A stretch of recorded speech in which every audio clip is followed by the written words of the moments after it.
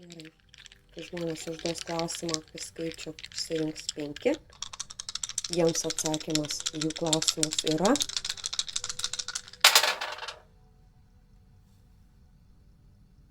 Aha.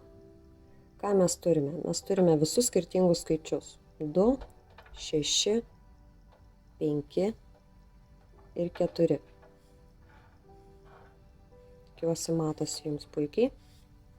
Ką tai sako? Tai sako, kad kol kas yra visiškai nėra jokio atsakymo ir reikės laukti arba išlaukti tam tikrą laiką.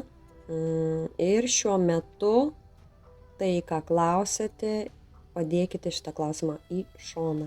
Visiškai dabar nieko nepadės jums nei veiksmas, nei per prievartą kažkoks spaudimas, taip kad nesinervuoti reikia, atidėti klausimą į šoną, prošvaisčių to klausimo linkme jums nenusimato. Greičiausiai čia yra periodas maks kokie 2 mėnesiai, po 2 mėnesių jūs galite pakartoti klausimą.